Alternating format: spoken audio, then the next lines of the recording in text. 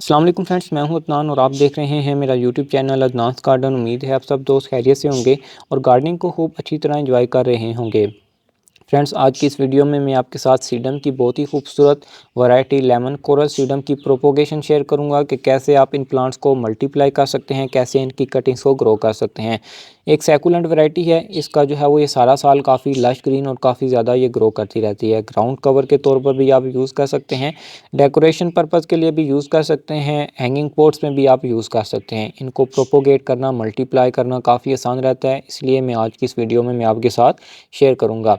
Partial sunlight, full sunlight या फिर indoor grow करना हो तो ये बेस्ट ऑप्शन है प्लांट के लिए।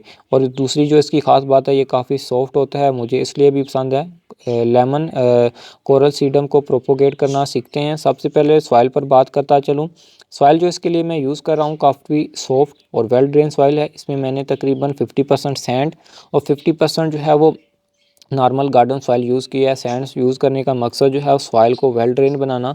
सॉइल काफ़ी हमारी जो है वो हार्ड भी हो जाती है, सैंड से हमारी सॉइल जो है वो सॉफ्ट भी हो जाएगी। और सैंड वेल ड्रेन होने के साथ साथ जो है वो हमारी जो सॉइल है उसको पोरोसिटी को बढ़ाती है और पानी इसमें खड़ा नहीं होता, इसलिए सैंड हम इसमें यूज़ कर रहे हैं।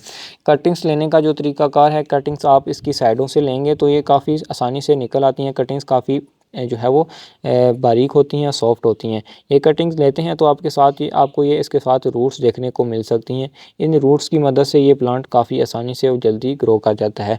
इसी तरह की ये मैंने काफ़ी सारी कटिंग्स ले लेनी है। कटिंग्स अगर हम सिंपली सॉइल के ऊपर भी रखते हैं तो वहाँ पर भी ग्रो करना शुरू हो जाएंगे, लेकिन अभी ज़्यादा गर्मी है, गर्मी की वजह से जो है वो इसमें मॉइस्चर ख़त्म हो सकता है, इसलिए हम तकरीबन 1 इंच तक या हाफ इंच तक जो है वो इसको सॉइल में लगा देंगे, जहाँ पर इसको मॉइस्चर मिलता रहेगा, हमारी कटिंग्स ड्राई नहीं होंगी।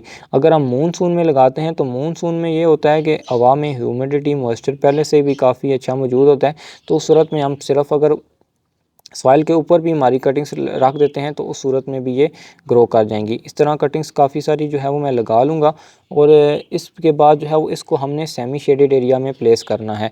सेमी शेडेड या फुल शेडेड एरिया में, जहाँ पर इसको कम से कम सनलाइट मिले। सनलाइट कम मिलेगी तो उसमें ये प्लांट अच्छी तरह ग्रो करेगा, देन हम इनको जो है वो फुल सनलाइट पर प्लेस कर सकते हैं। इसी तरह ये कुछ कटिंग्स जो है वो मैं नीचे इस तरह प्रेस कर दूंगा और इसको ऊपर से हमने स्प्रेयर की मदद से पानी देना है। डायरेक्ट पानी देते हैं तो कटिंग्स हिल जाएंगी, जिसकी वजह से इनका प्रोपोगेट करना काफ़ी मुश्किल हो सकता है।